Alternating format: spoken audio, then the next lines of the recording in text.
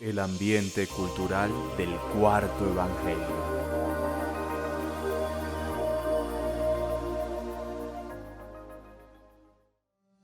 Bienvenidos una vez más a nuestro curso bíblico.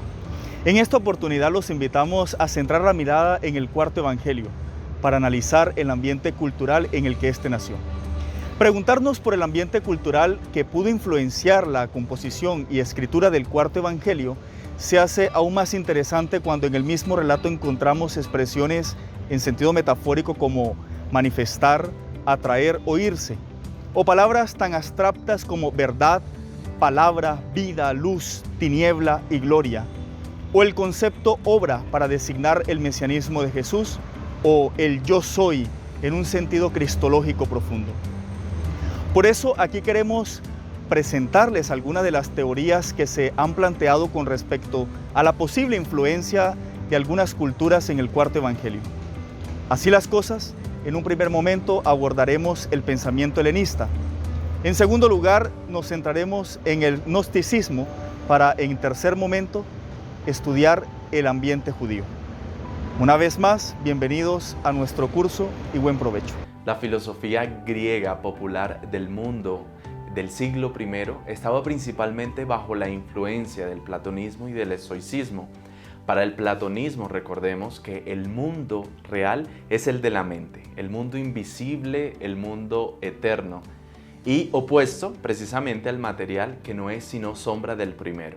Algunos autores han querido ver el influjo del platonismo en el Cuarto Evangelio cuando habla de tierra y cielo, de arriba y abajo, de espíritu y carne, de vida y vida eterna, de agua y agua de vida eterna, pan y pan del cielo.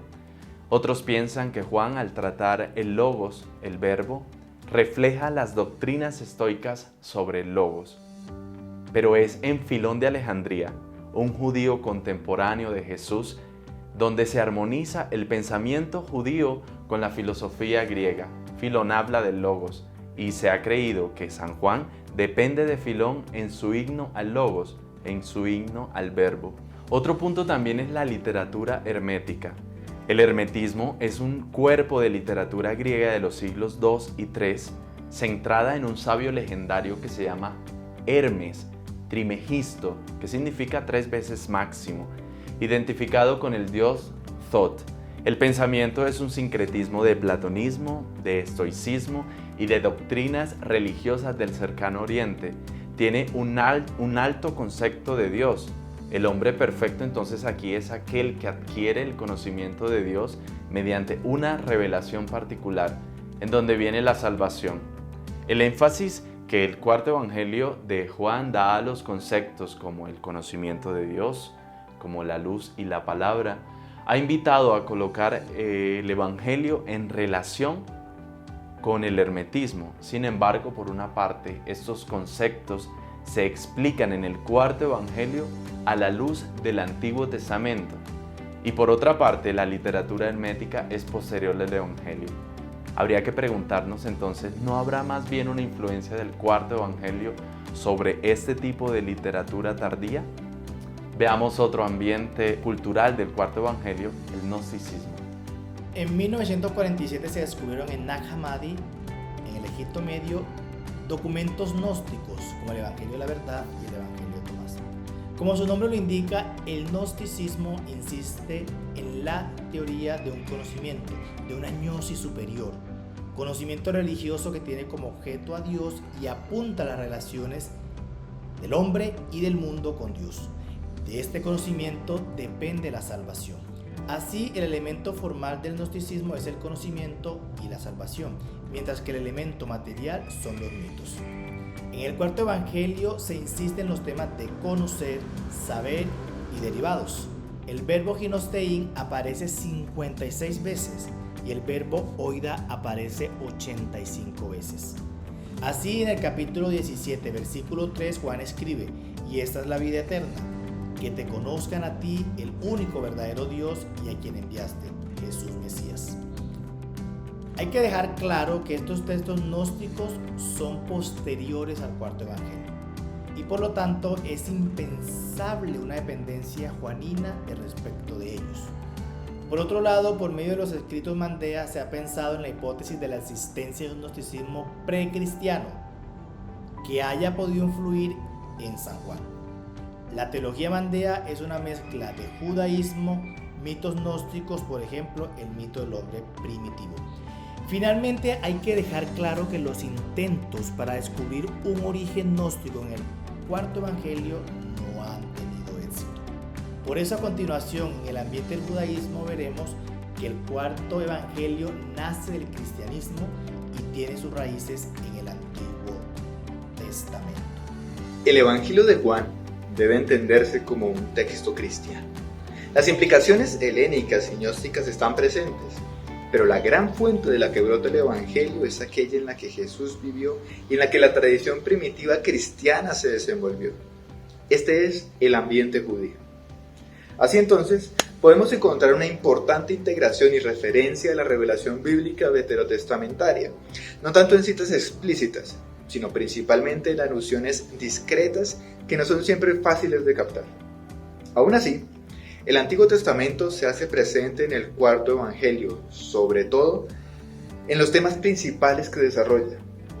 Es así que el himno al verbo hecho carne hace eco del primer capítulo del Génesis, y la mención al diablo en el capítulo 8 del Evangelio apunta a lo narrado en el capítulo 3 del Génesis.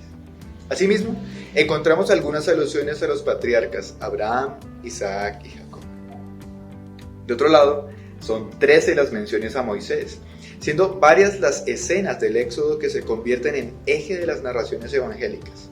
Encontramos referencias al tabernáculo y la gloria de Yahvé, la serpiente de bronce, al maná en el desierto, el agua de la roca, al cordero pascual. Asimismo, encontramos semejanzas en los discursos del cuarto evangelio con aquellos que encontramos en el Deuteronomio. Así, el profeta que ha de venir y que obra signos alude al profeta anunciado en el Deuteronomio. En cuanto a los profetas, es el segundo Isaías el que encontramos con mayor incidencia en el evangelio, y respecto de los escritos de sabiduría, los discursos de Jesús narrados traen a la mente discursos que se leen en el libro de los Proverbios, el Eclesiástico y la Sabiduría. Y aún más, junto a esta sólida tradición veterotestamentaria, encontramos en el cuarto evangelio la incidencia de otros escritos del judaísmo. En algunas ocasiones encontramos citas de versiones arameas del libro de los santos. Asimismo, hallamos el reflejo de conceptos encontrados en escritos rabínicos, como la idea del Mesías escondido o de la ley preexistente, así como ciertas lecturas litúrgicas de la sinagoga, como en el capítulo 6 del Evangelio. De otro lado, los dualismos que encontramos en el Evangelio podemos llevarlos a un paralelo con los escritos de Qumran, con la diferencia de que en el Evangelio el centro es Cristo, mientras que en Qumran lo es la ley. En definitiva, es el ambiente judío en donde encontramos las más profundas raíces culturales presentes en el cuarto evangelio. Después de abordar este breve recorrido sobre algunas posibles culturas que pudo influenciar el cuarto evangelio, tendremos que decir a forma de conclusión lo siguiente. Aunque los puntos de contacto entre el Evangelio de San Juan con la filosofía helenista y el gnosticismo precristiano quieran buscarse en algunos conceptos, estos no son suficientes para determinar una dependencia decisiva en la composición de dicho Evangelio.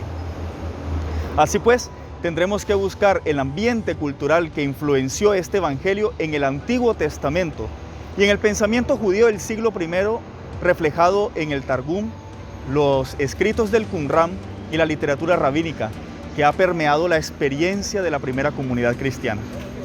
De esta manera, podemos afirmar que Juan conoce los relatos de los evangelios sinópticos, así como el pensamiento de Pablo y algunos textos litúrgicos que la primera comunidad empleaba en sus asambleas, tal como podemos encontrarlo en el capítulo 1, versículos del 1 al 18.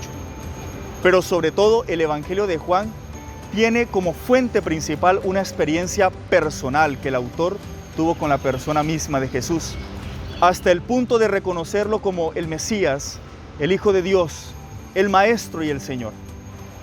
Hasta aquí nuestro curso bíblico. Los esperamos en una nueva ocasión. Que el Señor les conceda la paz.